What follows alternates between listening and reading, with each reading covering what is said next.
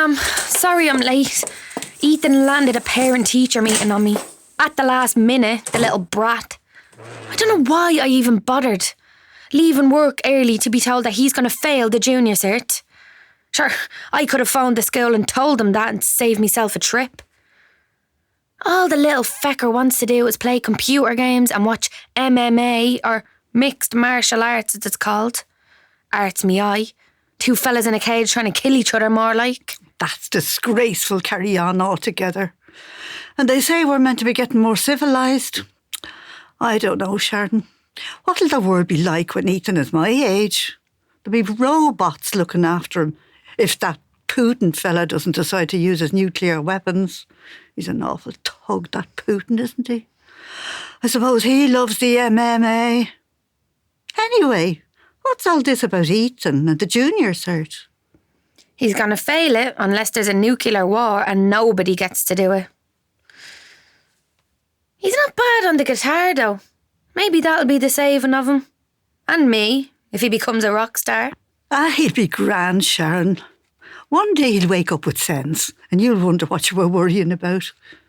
At least he can play a musical instrument. Don't they say that that's a sign of great intelligence? So you didn't do a tap of school yourself, wanting to be a supermodel. I never worried. I knew you'd be fine. Never tall enough or skinny enough for that. But don't you have your own hairdressing salon? That's success, love. A businesswoman providing jobs in the community and bringing a bit of glamour and joy to people's lives. And look at the style of you. All heads turn when you swan in here. That's my Sharon, I say. Better than any skeletal supermodel.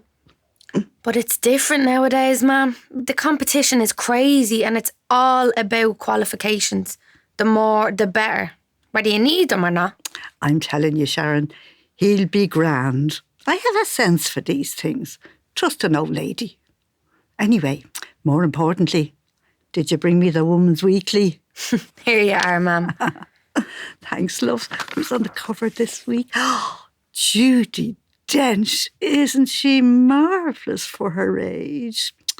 Oh, do you remember in that TV series, A Fine Romance? That was her real husband starring beside her. Terrible shame he died so young.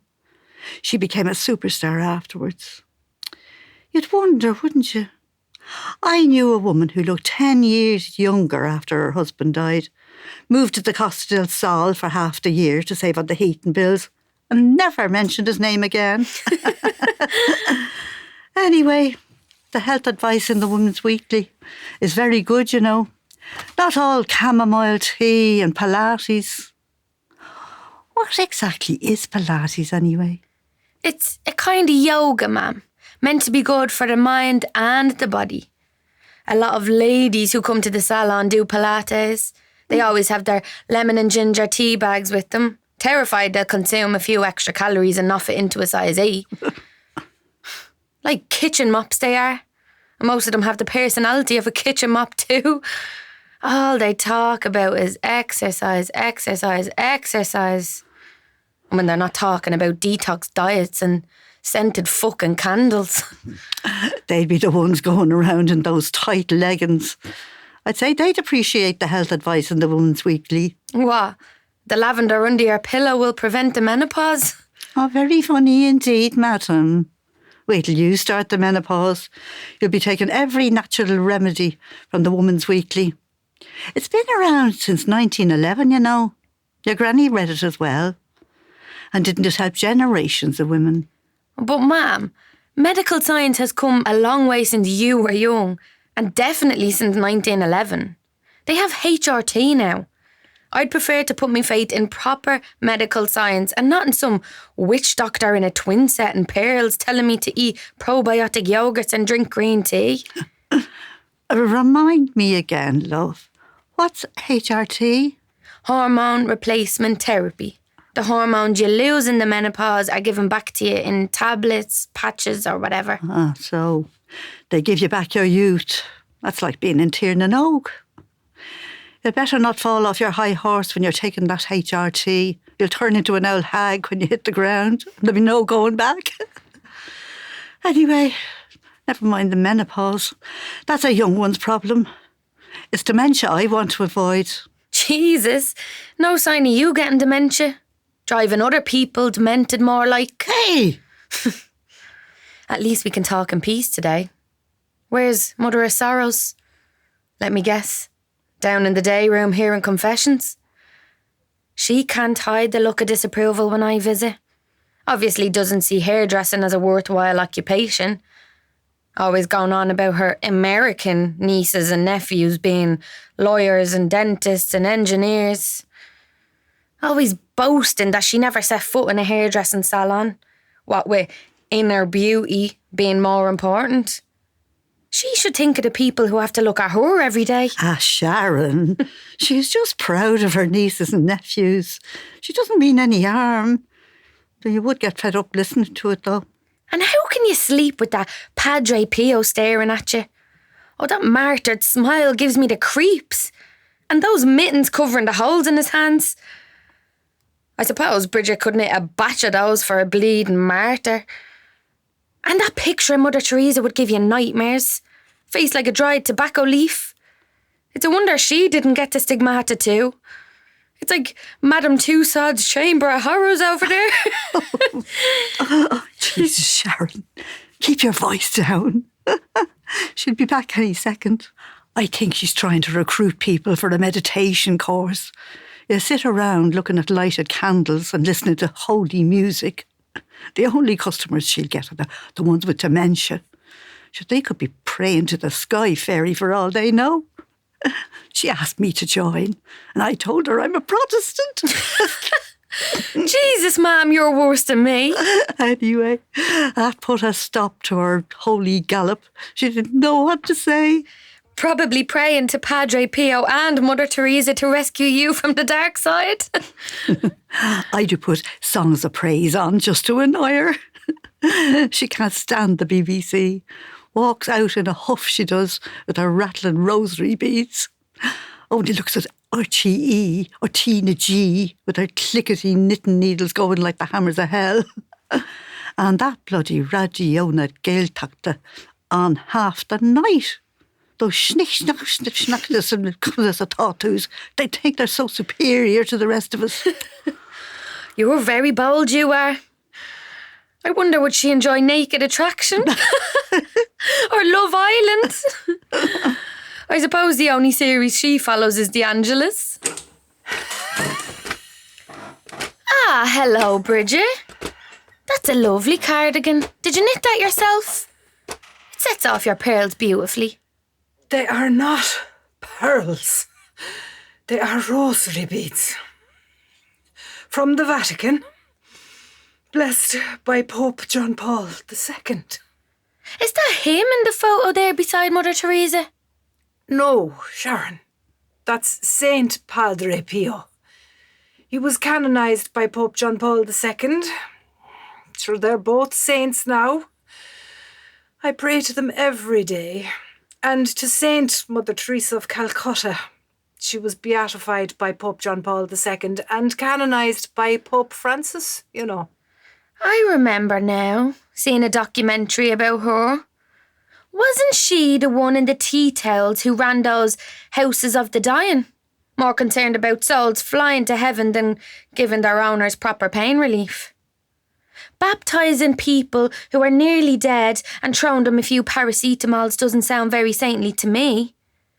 That documentary said that Saint Mother Teresa almost kept the Vatican Bank going, single-handedly.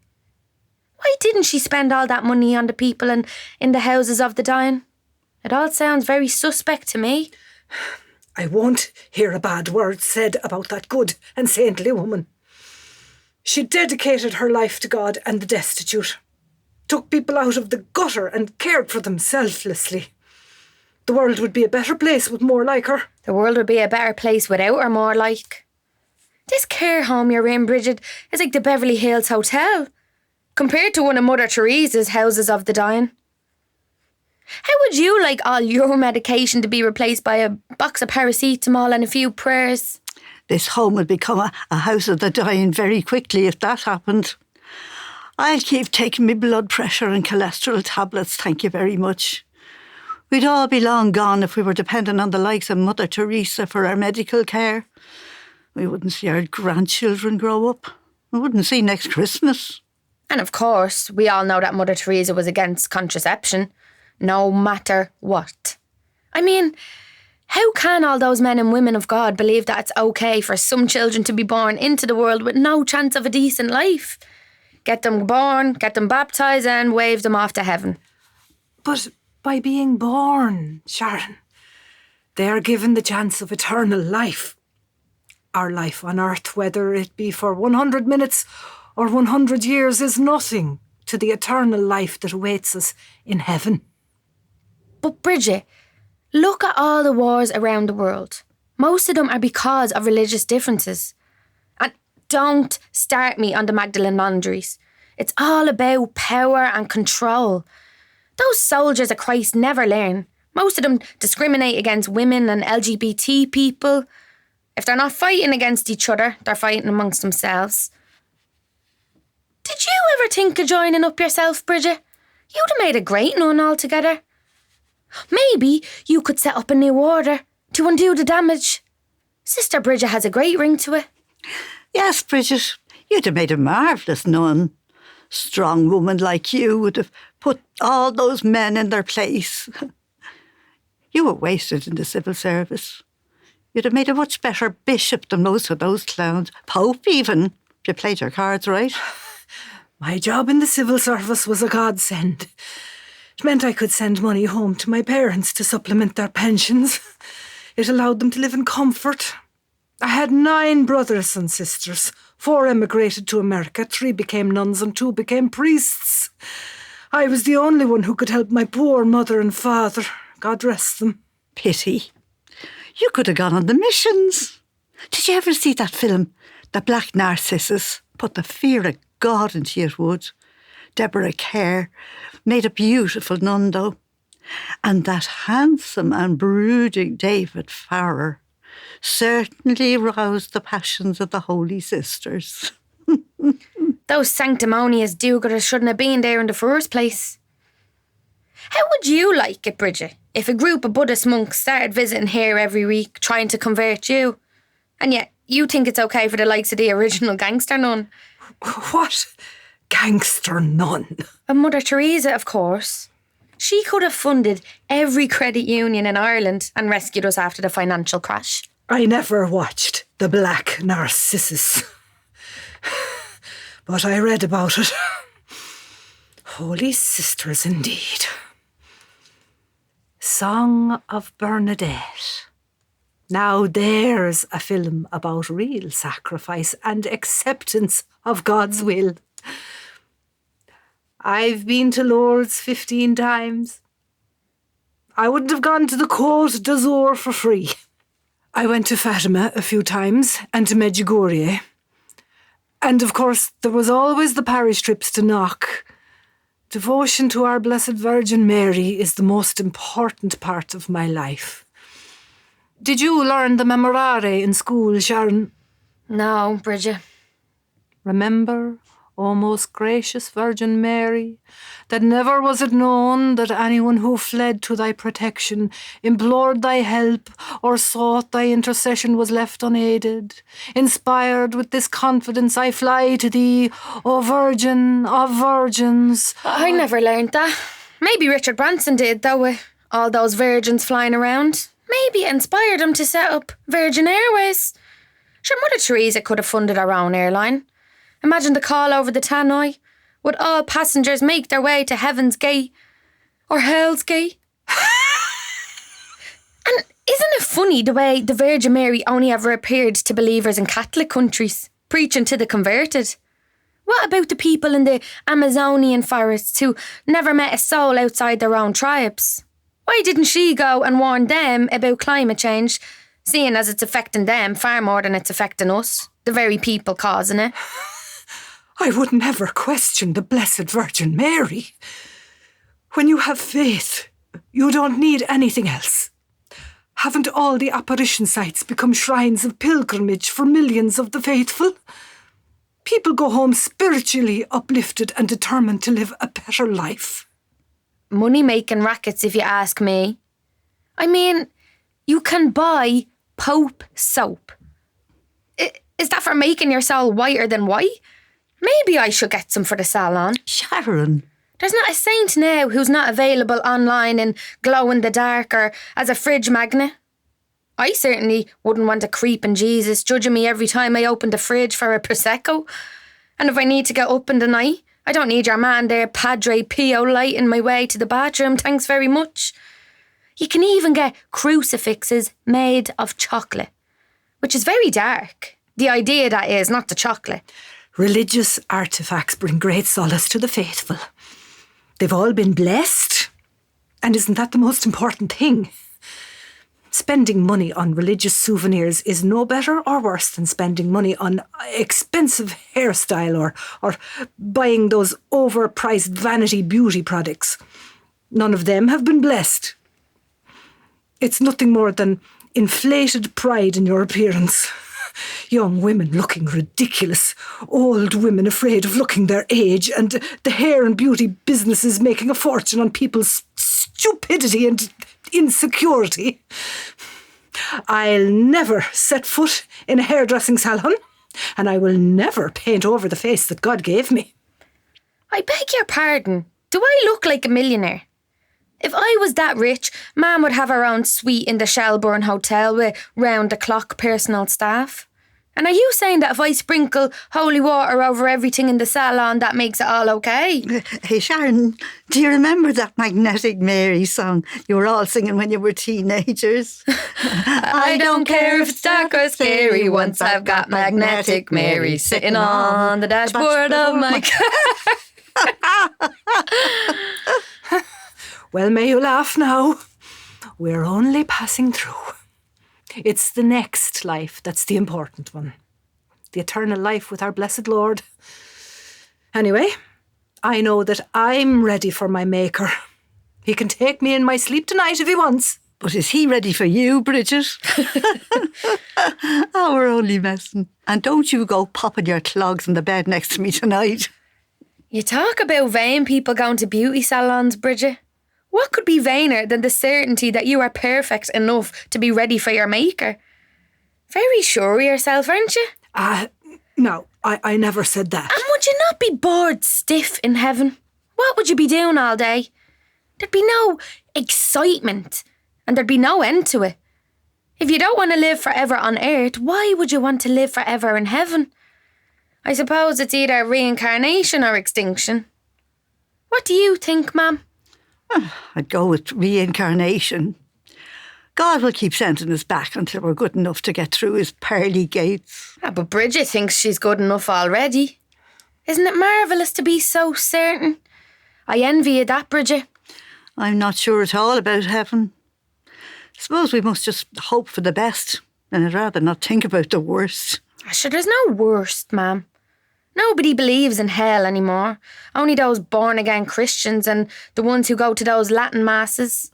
And wasn't limbo crossed off the list after Egypt believing in it for years? Imagine thinking that unbaptised babies were not good enough for heaven. No, Sharon, Don't get me started on newborn babies having original sin. Coming into the world with a criminal record. How come every time the rules change, the faithful just blindly accept? Today it's a mortal sin, tomorrow it's allowed. Today priests can't get married and women can't be priests. If the Pope changed those rules tomorrow, it would suddenly be all okay. There's no place for women or LGBT people in your church, Bridget. LBGB or whatever they are. I don't understand all those letters. I sometimes wonder if those people are not just looking for attention. In my day... Oh, save all here? Hello, Sister Eileen. It's very good of you to visit. Sure, it's no bother at all, Bridget. How are you? Here's your Sacred Heart messenger and your Ireland's own. I brought some homemade scones and blackberry jam. I'll go down to the kitchen and bring up a pot of tea. Oh, would you like to join us, ladies? There's plenty for everyone. Oh, that's very kind of you, Eileen. But we won't intrude. You enjoy your tea and scones while we take a turn around the garden. Sharon, you nip down to the kitchen and get a pot of tea for Bridget and Eileen. I will, of course. You sit down, Eileen. I'll be back in a jiffy. Oh, you are very lucky to have such a lovely daughter, Mary. So intelligent and so glamorous. And how is your grandson? Ethan, isn't it? He's grand, Eileen. Sharon is worried that he'll fail his junior cert, and I'm telling her not to worry. The good Lord will look after him, Mary. I light a candle for him and remember him in my prayers. That's very good of you, Eileen. Although I'm not sure that Sharon shares your faith in miraculous candles. Sure, that doesn't matter, Mary. A few prayers for Ethan won't go astray. I know that, Eileen. But it's the rules of your club that don't sit well with Sharon. She has no time for men in pointy hats, like the Ku Klux Klan, she says. Telling women how to live their lives. The nerve of them, she says. And I have to agree with her. I'm sorry I followed those stupid rules when I was a young woman. And what's more, Sharon thinks you're all a bit on the smug side. Not you, of course, Eileen. You're a sincere and decent person. No more sincere and decent than yourself and Sharon. I battle on like everyone else. I'm no saint. Sure, Sharon feels the same about Irish speakers who think the rest of us are less Irish because we don't speak the language. Do you speak Irish yourself, Eileen? Oh, just the couple of fuckle. Like most of us, I struggled to learn it at school. It's a beautiful language and I would love to be able to speak it.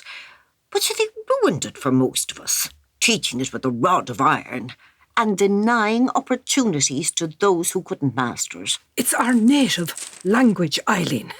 In Annam Day, I think it's a disgrace it's not spoken fluently by everyone. What must the French and Spanish think of us, speaking English instead of our native tongue? I suppose in some ways it is a disgrace, Bridget. But we were all reared in English-speaking communities, not in the Gaeltacht like you were. And you know, ladies, when you consider our beautiful Hiberno English, we are preserving a lot of the Irish idioms without even realising it. And isn't it widely believed that our Hiberno English is better than the English spoken by our nearest neighbours? And flooding Ireland with all those English magazines and all that rubbish on English television stations. Oh, I love the prayers in Irish. It's very hard to find a mass as Gaeilge these days. Now, ladies, here you are. Enjoy your tea and scones. Thank you.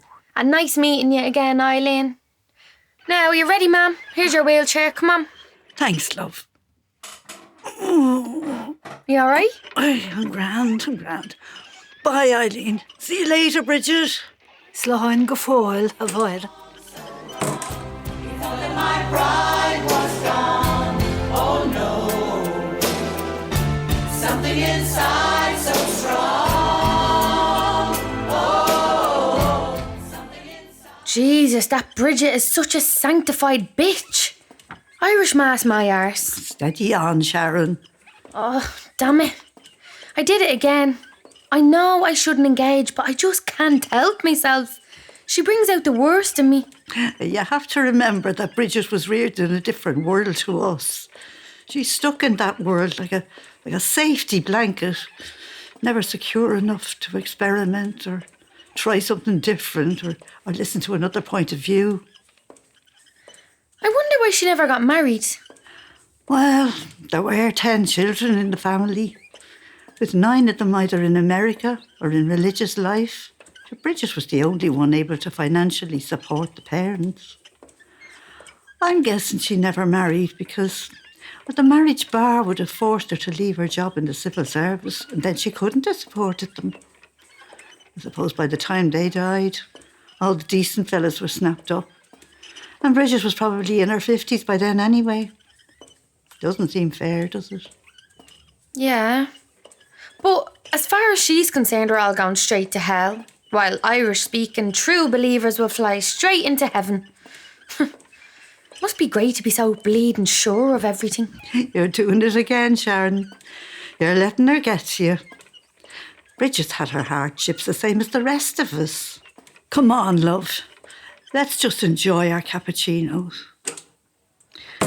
Sister Eileen is a nice person, isn't she? I know she's a nun and all that, but she's really very modern and tolerant in her outlook. She's not in the same category as Bridget at all. I'd say she only visits Bridget as an act of charity. She said she'd light a candle for Ethan and remember him in her prayers. Isn't that very nice of her all the same? I suppose. I feel guilty now. Imagine that sanctimonious old cow making me feel guilty. But seriously though, they could both do with a good haircut, the state of them. And why do nuns dress so hickey? I mean, where do they get those clothes? Big sensible skirts with orthopaedic shoes, anoraks that old men wouldn't wear, and hair that looks like they cut it themselves. I should offer Bridget and Eileen a haircut next time I'm doing yours. Oh, good luck with that. It might lighten Bridget up, and it can be my penance. If Bridget won't set foot in a hair salon, we'll bring the hair salon to her. Talk about moving mountains to feel less guilty. And that's what I get for going off on a rant every time I meet her. I know, love. You have an allergic reaction every time you see her. Isn't it funny the way she can wind you up so easily and yet stay very calm herself? I suppose it's all part of believing that your path is the one true path and that your beliefs are unshakable. It can be very entertaining, though, listening to you trying to reason with her. But to be honest, I think that Bridget's pious suit of armour is bulletproof. I don't think she hears half of what you say, so don't feel too bad. But you have to live with her, Mum. Anyway, back to my idea. We could make a session of it. I could bring Ethan and Wayne along to help me. What do you think? Sure, there's no harm trying, I suppose, if it makes you feel better. I'd say Bridget's hair is down to her ankles. I think she's been wearing it in a bun for the last 50 years. Probably trying to maintain the Peg Sayers image. All she's missing is the black shawl and a basket of turf. Eileen will be a lot easier. I could shape her hair up very nicely. I'll have her looking like Judi Dench in no time. I could have Bridget looking like Jamie Lee Curtis, but how will she ever allow me to cut her hair? Does Eileen visit the same day and time every week? Like clockwork. Same ritual, down to make the pot of tea and polite conversation for 2 hours. They do say a decade of the rosary, and they're always talking about parish news. Father this and father that. And pilgrimages here, there and everywhere. And novenas. And yokes I've never even heard of. They'll be saying Mass next. And sure, why not? Aren't they entitled? Here's what I'll do. I'll come in next week with all the kit and I'll bring Wayne and Ethan to help me. We'll do your hair and they'll be mad jealous. And when they see the result, they won't be able to resist my professional brilliance. You're very full of yourself all of a sudden. Seriously, you can be slowly working on Bridget during the week, showing her pictures of respectable women with good hairstyles like Nancy Pelosi. And she's a practicing Catholic. She even received communion from Pope Francis himself. Oh, I don't know about that. Well, how about Sophia Loren? She's a great champion for one of Bridget's poster boys, John Paul II. She even campaigned for his beatification, for Christ's sake. Sharon, I think you're losing the run yourself. You refuse to hear my voice. Away, away, away, away. The louder I will sing. You hide behind walls of Jericho. Away, away, away. So this is the way you left me. I'm not pretending. No hope, no love, no good, no happy ending. Wayne, can I have a word with you for a sec? I have a really interesting job for you next week. Oh, tell me more. You know, hairstyling is about more than hair, it's about people. Now, I know you have great people skills, but let's just say this gig might test you to the limit. So where's this gig then? Are we talking Hollywood? Well, or Mountjoy? Not as colourful, but challenging in a different way. Go on then. Surprise me. It's in Mam's care home. Oh, right. Oh, sure, that won't be any bother. They'll all be half asleep or daft in the head. Oh, I don't mean your mum, of course. She's not daft at all and probably only sleeps at night. Mam is part of the plot. What plot? Are you dragging me into some kind of conspiracy? Let's have a coffee and I'll explain. So, the woman Mam shares a room with, Bridget, is not the kind of L1 you'd meet in here. She won't be talking about EastEnders or Strictly. She won't be flicking through Hello magazine because she wouldn't recognise anyone in it. And she certainly wouldn't like the music we play. Let's say she's old school and very cranky with it. That bad. So, what's the plan? There's actually a third party involved. Jesus, now it really does sound like a conspiracy. You needn't worry about her. She's a nun, if you know what one of those are. Excuse me. I love Sister Act. I will follow him wherever he may go. Ooh, there isn't no chance so deep. Steady on. She's not that sort of nun. Her name is Sister Eileen and she visits Bridget every week. And she's not a bit cranky. A bit holy, I'll admit, but she's really very nice. Anyway, Bridget and Eileen seriously need a haircut. And Eileen needs a complete makeover. I love it. So, how are we going to do this, Sharon? You're coming with me next week to do Mam's hair. Okay. We'll bring along magazines for Eileen to flick through. Bridget won't even look at them. She'll have her Sacred Heart messenger in Ireland's own. And you can bring a speaker and play some music on your phone. Oh, I'm a party organiser. Let's see now. Music for Bridget and Eileen. And Mary, of course. We'll keep a female lineup. A little light opera, perchance? Or possibly a soup song of Taylor, Ariana, Billie Eilish. Jesus, stop, Wayne. It's not the Tree Arena we're going to. It's Bella Vista Nursing Home. You can include a track of the choir Mam used to be in. I know she really misses it. Oh, that'll be a nice surprise for her. Did you know that Bella Vista means beautiful view? I learnt that in my Spanish class. Gracias. Well, I don't know why they picked that name. All Mam can see out her window is a supermarket car park on the side of a chipper. I'll leave you to get the magazines. I better add a few proper newspapers for Bridget. Right, let me make a list. Magazines. Marie Claire. Elle. Hello. Oh, and my favourite, Vogue. Music. Barbara Streisand. Celine Dion. Dolly Parton. Oh, and of course the choir. Now, newspapers. Star, Sun, Mirror, Mail. No, for Christ's sake, Wayne. Ah, Shaz, you know I'm only messing. Seriously, when have you ever seen me reading salacious tabloids? Well, Bridget certainly wouldn't be reading them. She's an elderly religious lady from rural Ireland. You know, that place beyond the M50? Ha ha. Have you ever even actually held a newspaper in your hand? Listen, Sharon. Everyone under the age of 40 reads the newspaper on their phone. We're not all on TikTok and Insta, you know. I have online subscriptions to The Guardian and The Washington Post. Well, Bridget is from some Irish-speaking place down the country. I wonder would there be a newspaper in Irish? Or she might like the Farmer's Journal. Or the Irish Catholic, sure, that's custom designed for her. Anyway, you go away and find all that out. A pledge. It'll broaden my sociological education. Okay then. We'd better start styling hair before our regular customers walk out. Will you wash Mrs. O'Connor's hair? And take your time combing in the conditioner while I ring Ethan's school. Ah, would you look who it is? Morning, Mrs. O'Connor. Are you having your usual cappuccino? And how about a chocolate bicky with that? Yeah?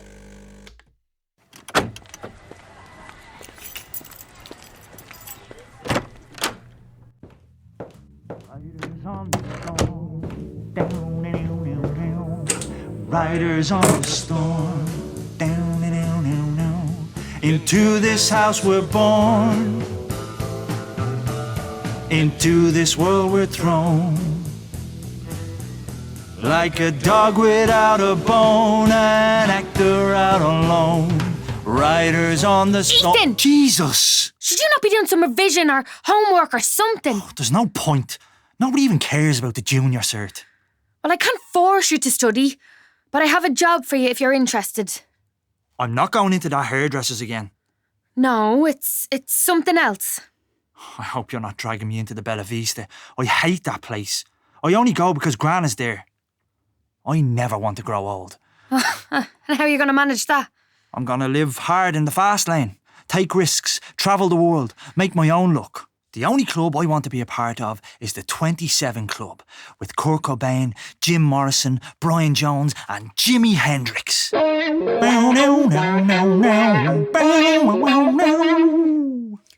you want me to get old before my time worrying about you living hard in the fast lane? Anyway, you won't be 27 for another 12 years, so can we just concentrate on the next few weeks? If you're not going to study for the junior cert, you may as well help me out with a few challenging cases in the Bella Vista. I have other plans for the next few weeks, and the Bella Vista is not part of them. I don't mind visiting Gran, but I'm not spending any more time with those L ones. Wayne will be helping out as well. He's a lot more enthusiastic than you are. But at least let me explain. You know Bridget, who shares the room with Gran? The one who looks like the witch from Hansel and Gretel. It's a wonder Gran can get to sleep at night with that one beside her. If she let her hair down, it would make an extra blanket. All she needs is a pointy hat. That's where you and Wayne come in. What, you want me to get her a hat? No, you gobshite. Me and Gran were thinking that we might be able to make Bridget lighten up a bit by giving her and her friend Eileen a makeover. Have you ever met Eileen? Who? She's the nun who visits her every week. A nun? Yeah, apparently you're on our prayer list now. Deadly. The thing is, Eileen is very nice, but in fairness, she could do with a major restyling from head to toe.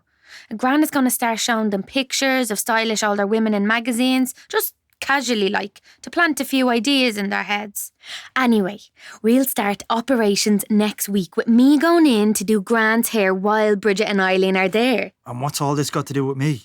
You and Wayne will come with me next week and help. But I'm not a hairdresser. Just listen, will you? Wayne is putting together a playlist and buying a pile of magazines. We'll kind of set up the room like a hair salon. You'll bring up the tea and talk to them and casually show them the magazines. Before you know it, we'll all be one big happy family. No way. What would I be saying to two L ones? Well, you could sing them a song or something. No chance. You're not getting out of this one, Ethan. I'm not talking to them and I'm not singing. Fine. Wayne will chat up Bridget and Eileen. Jesus, they won't know what hit them. Oh, and will you forward that track of the choir to Wayne to add to his playlist? It will be a nice surprise for your Gran. She loved being in that choir. Something inside so strong.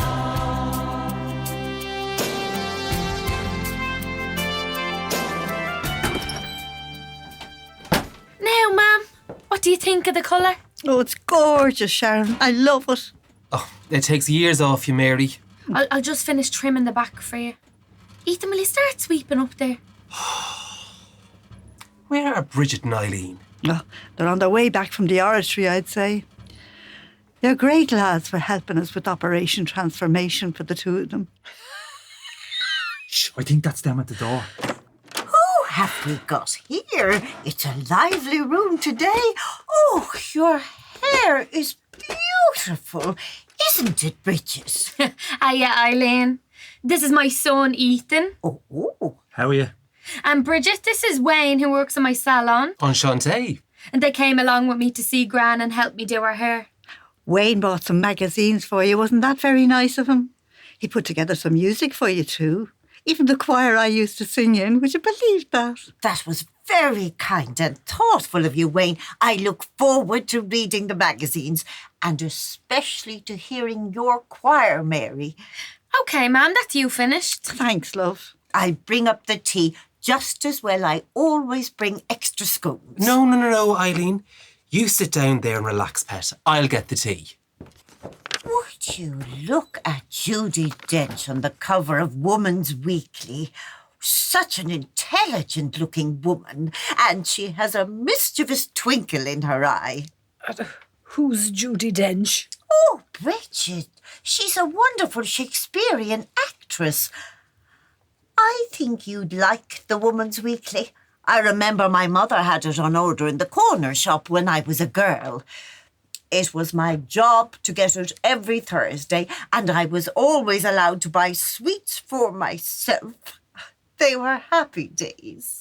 Sure, haven't I always telling Sharon to read the Woman's Weekly? My mother got it every week as well, Eileen, and I still get it. Sharon brings it in to me. But she wouldn't be seen dead looking at it. Oh, Wayne, let me hold that door for you. Thanking you. I'll just put the tray over here. Are you looking at Judi Dench? I wish I was brave enough to wear my hair like her. She carries it so well, and it really suits her. And isn't it interesting that it's not dyed? That cut would suit you very well, Eileen. You have the same shaped face as Judi Dench, and I'm sure she wouldn't mind the competition. Sharon could have you looking like that in less than an hour. It's a date then, Eileen. This time next week. Oh, I'm sure I couldn't. I'm a bit long in the tooth to be getting fancy hairstyles. Well, for starters, you're easily 25 years younger than Judi Dench. I hope you don't mind me saying this, Eileen, but I'd put you at a young 60. Am I right? Go on, tell us. 65, actually. Stop the lights. I can't believe it. I can't believe I'm telling a young man my age. What secrets will he be getting out of me next, Bridget? All this beauty nonsense. Jesus doesn't judge us on our looks. Now, Bridget, Wayne is very generous to be sharing his expertise with us. As you say, we are all beautiful in the eyes of the Lord. Or maybe we're all ugly in the eyes of the Lord. Maybe we all see something different when we look in the mirror. Now, I'm not saying you're ugly or anything like that, Eileen, but do you know what I mean? Maybe none of us knows what real beauty is. Jesus, Ethan, aren't you the cheerful philosopher? That's very profound. And a bit dark for a Wednesday afternoon. But seriously, Eileen, I mean, look at you. You didn't destroy your skin with makeup, fake tan, smoking and alcohol. You have the complexion of a 20-year-old. No. Go on, tell us your secret. What moisturiser do you use? Just a dab of Pond's cold cream like my mother and grandmother. But Ethan is right. Which of us knows what real beauty is? But isn't it up to us, Eileen, to make an effort to look nice? I'm not saying we should all be traipsing around like Melania Trump. But it's within our gift to be nice enough to ourselves to raise our own spirits and be a pleasing sight to others. Jesus, ma'am, you're full of wisdom and insight today. Do you have any nieces, Eileen? I have 2 nieces, Wayne, Hannah and Tara. They're both in college, one in Cork and one in Galway. They'll be home next month for my sister's 60th. Oh, I'm looking forward to seeing them and hearing all their news. They keep you young at heart. Do you know what you should do? Go shopping with them before the party. All you need is a nice outfit to go with your Judi Dench hair. You could get one of those cool trouser suits like she wears in the Bond movies. Here, I'll show you a picture on my phone. Bond movies, indeed. I'd be better off down the oratory saying my prayers. Oh, Lord, what would my religious sisters think if they saw me sporting a short haircut and a trouser suit? They'd be mad jealous and queuing up for Sharon to cut their hair. All this talk of glamour and fancy clothes means nothing when you come face to face with the Lord. You know, Bridget, it's not a sin to look nice. Think of it like this. If God is responsible for giving us these bodies, is it not up to us to keep them looking good? I mean, we got them for free. So, out of respect for the giver, we, the receiver, must keep up a certain standard. Aren't we kind of like caretakers? Yeah, making sure that our free gift doesn't fall into disrepair. And that includes beauty as well as health. Sure, what's the use of being healthy if you look like a bag of spanners? Bridget, are you all right? Oh, God, I'm sorry. I don't mean you, Bridget. You don't look like a bag of spanners at all. In fact, in a certain light, you've got a bit of a look of Nancy Pelosi. Nancy. Now, Bridget, you can't say a word against Nancy Pelosi. Wasn't she Speaker of the House of Representatives? She recently received Holy Communion from Pope Francis himself in the Vatican, and very glamorous she looked too. I know who Nancy Pelosi is as well as the next person. My ma could have you looking like her in no time. Well, your ma can save her energy for all those vain creatures who have nothing better to be thinking about than the shape and colour of their hair. But hairstyling is a living art form, Bridget. Hear me out. If it was all right for Pope Julius II to wear gold and ermine and hire Michelangelo to paint the ceiling of the Sistine Chapel, surely it's all right for Sharon to bring a bit of glamour and joy into ladies' lives. And talking about the Vatican, the treasures there are worth far more than all the hair salons in the world put together. I wish Pope Francis would sell them all and use the proceeds to build hospitals and schools in the developing world, feed the starving and help stop climate change. Why doesn't he invite refugees to live in the Vatican? Exactly. Well, it looks like you boys were listening in school, or listening somewhere. You'll be on University Challenge next. You should be proud of them, Sharon. Education can only go so far, and I should know because I stood in a classroom for many years. Wayne and Ethan are reflective young people who've gone to the bother of thinking things through to their logical conclusions. Not enough people do that. You can have all the degrees in the world and still be a very stupid person. Oh, and I don't want to seem uncharitable when I say that. By all means, get an education, but do it when you are ready and when you've chosen something you really want to pursue. That points race is an abomination, Ethan. Too right. I've seen it. Parents telling their children what courses to pick, only thinking about big salaries or impressing the neighbours. Kids end up studying medicine when they should be studying literature, studying law when they should be studying philosophy, studying business when they should be... Playing music. Exactly, Ethan. Well, I'm glad I got that off my chest. It's been too long since I got that angry about anything. You should be the Minister for Education, Eileen. It's people like you the kids need to be in charge. With a new hairstyle and a Judi Dench trouser suit, you'd cut quite a dashing doll there, and you'd be taken very seriously. What with the brains and the looks? Sure, it's a winning combination. In my day, you asked no questions and were grateful for what you got. We looked up to our teachers, respected them and did what we were told. But did you want to ask questions, Bridget? Maybe you didn't ask because you were afraid of those teachers. If you respect them out of fear, then that wasn't respect. Come on now, Bridget. You can't have believed and accepted everything they told you. You're far too clever for that.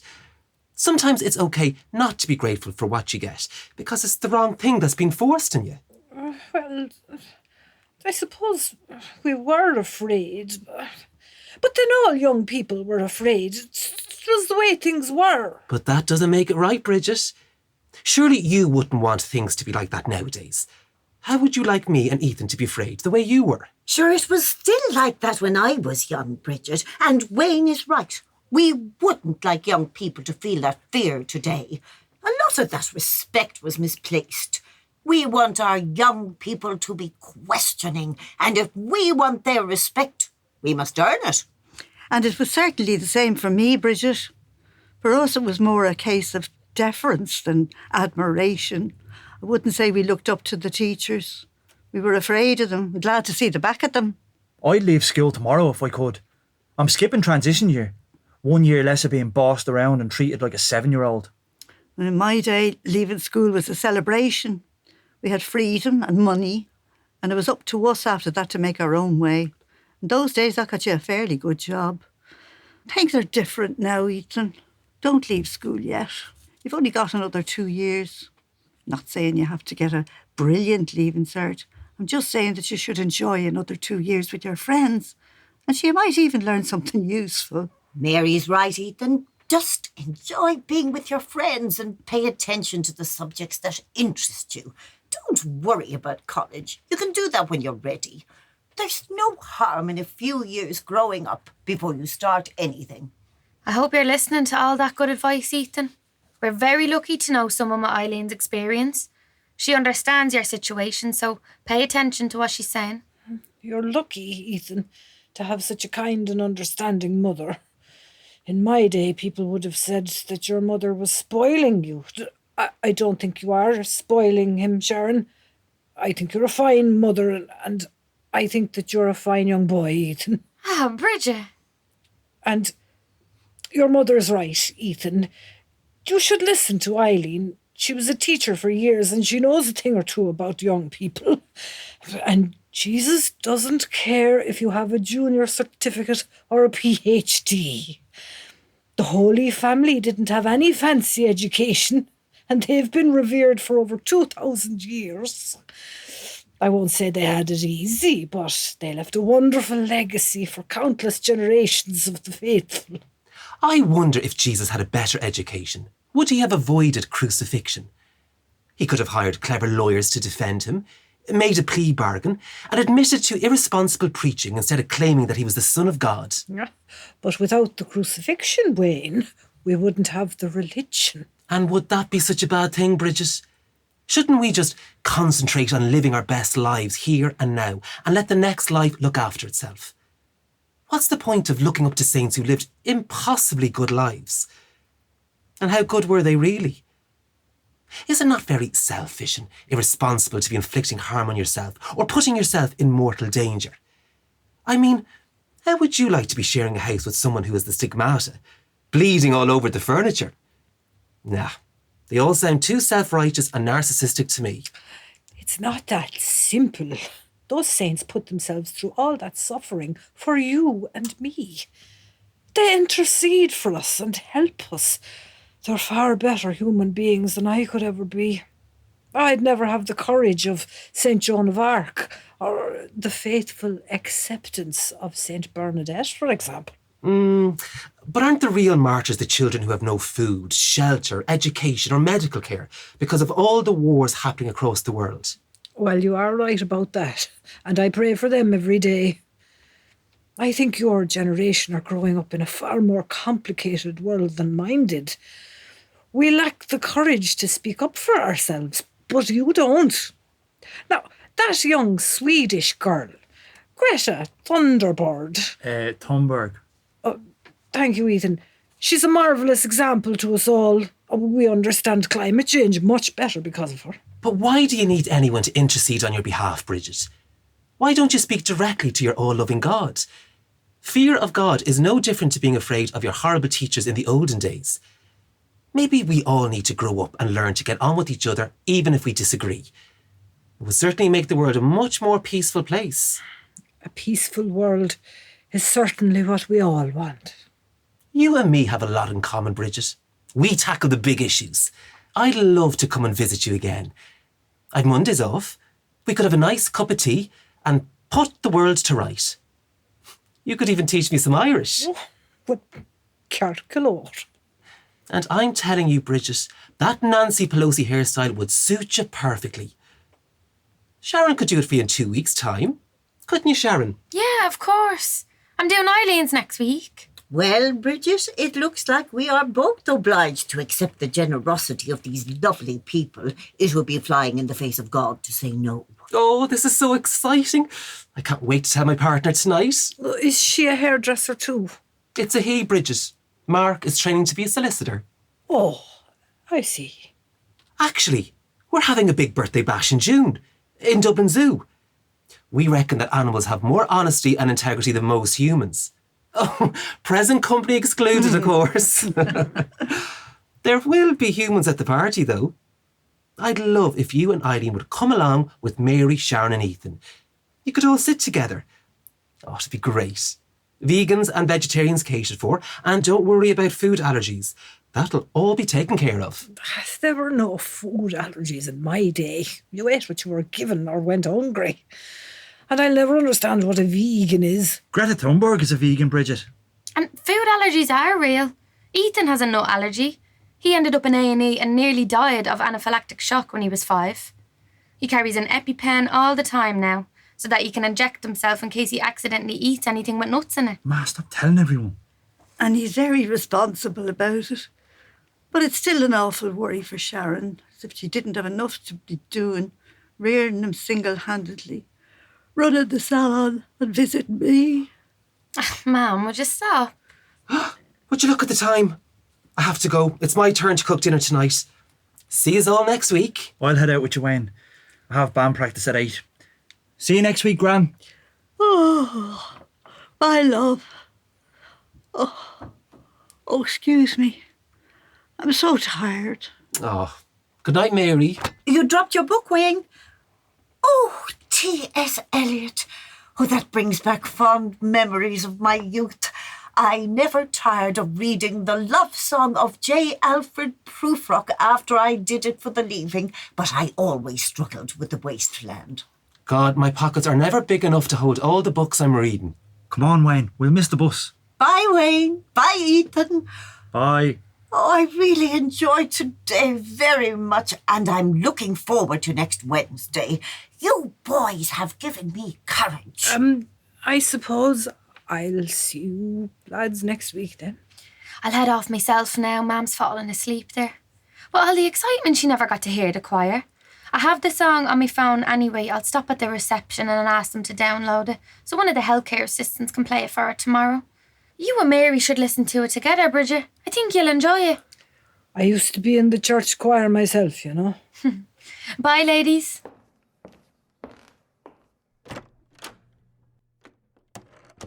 Well, Bridget, we're getting new hairstyles, new outfits, and going to a party. It's all very exciting.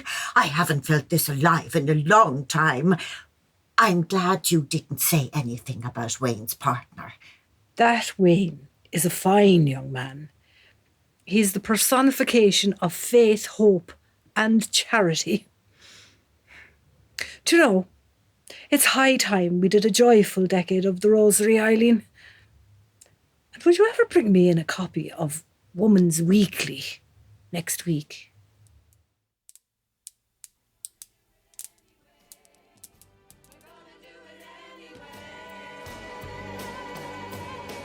Awakenings was written by Bairbre Ní Chaoimh and fabulously directed by the magnificent Bairbre Ní Chaoimh. The stellar cast of actors who injected such hilarity into the drama are, in order of appearance, Shauna Higgins as Sharon, Helen Roach as Mary, Noni Stapleton as Bridget, Deirdre Monaghan as Eileen, Donal O'Donoghue as Wayne, and Rory Heading as Ethan. That was the amazing North Dublin singers you heard throughout, conducted by the effervescent Rebecca Rogers. Audio production was managed by sound tech wizard Declan McGlade, and many of the special sound effects were recorded by Oisín Clarke White from Edmund Rice College. Awakenings was made with the support of Coimisiún na Meán's Sound and Vision Scheme through the television licence fee.